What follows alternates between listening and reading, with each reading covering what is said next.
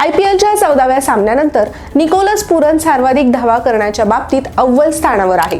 तो 3 सामन्यांमध्ये 219.76च्या स्ट्राइक रेटने 189 धावा करून ऑरेंज कॅप यादीमध्ये अव्वल स्थानावर आहे। साई सुदर्शन 3 सामन्यांमध्ये 62.0च्या सरासरीने आणि 157.62च्या स्ट्राइक रेटने एकूण 186 धावा करून दुसऱ्या क्रमांकावर पोहोचला आहे।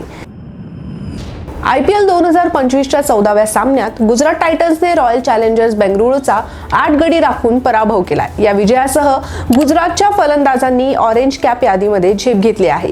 जॉस बटलरची नाबाद 73 धावांची खेळी आणि साई सुदर्शनच्या 49 धावांच्या खेळीमुळे गुजरातच्या दोन्ही फलंदाजांना ऑरेंज कॅप क्रमवारीमध्ये पहिल्या 5 मध्ये स्थान मिळालं आहे। गुजरात टायटन्सच्या फलंदाजांनी शानदार कामगिरी करत सर्वाधिक धावा करणाऱ्या खेळाडूंमध्ये आपलं स्थान निर्माण केलंय। गुजरात टायटन्स पॉइंट्स टेबलमध्ये 4थ्या स्थानावर आहेत। साई सुदर्शनने 49 धावांची खेळी करून निकोलस पुरनला तगडी टक्कर दिलेली आहे। साई सुदर्शन हा आता निकोलस पुरनपेक्षा फक्त 3च धावांनी मागे आहे। IPLच्या 14व्या सामन्यानंतर निकोलस पुरन सर्वाधिक धावा करण्याच्या बाबतीत अव्वल स्थानावर आहे। तो 3 सामन्यांमध्ये 219.76च्या स्ट्राइक रेटने 189 धावा करून ऑरेंज कॅप यादीमध्ये अव्वल स्थानावर आहे। साई सुदर्शन 3 सामन्यांमध्ये 62.0च्या सरासरीने आणि 157.62च्या स्ट्राइक रेटने एकूण 186 धावा करून दुसऱ्या क्रमांकावर पोहोचला आहे। गुजरात टायटन्स कडून शानदार खेळी करणाऱ्या जॉस बटलरने नाबाद 73 धावा करत ऑरेंज कॅप रँकिंगमध्ये मोठी झेप घेतली आहे।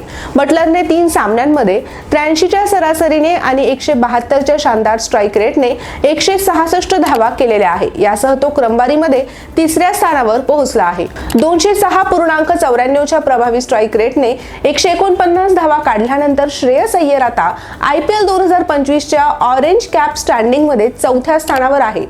Travis head orange cap IPL 2025 ranking मध्ये 5व्या स्थानावर आहे। त्याने 3 सामन्यांमध्ये 191.54च्या स्ट्राइक रेटने 136 धावा केलेल्या आहे। मिशेल मार्श आणि अनिकेत वर्मा अनुक्रमे 124 आणि 117 धावांसह 6व्या आणि 7व्या स्थानावर आहे। दोघांनीही प्रभावी कामगिरी केली आहे। ऋतुराज गायकवाड 116 धावांसह 8व्या स्थानावर आहे, तर ईशान किशन 203.77च्या जबरदस्त स्ट्राइक रेटसह 108 धावांसह 9व्या स्थानावर आहे। ध्रुव जुरेलने 3 सामन्यांमध्ये 106 धावा करून टॉप 10 मध्ये स्थान मिळवलं आहे। सुरुवातीच्या सामन्यांनुसार रोहित शर्मा आणि विराट कोहली सारखे स्टार खेळाडू या यादीमध्ये मागे पडल्याचं आपल्याला दिसून येतंय। यंदाच्या वर्षी ऑरेंज कॅप कुणाला मिळेल याबाबत तुम्हाला काय वाटतं हे आम्हाला कमेंट बॉक्समध्ये नक्की सांगा आणि अशाच व्हिडिओसाठी आमच्या वन इंडिया मराठी या चॅनलला आता सबस्क्राइब करा।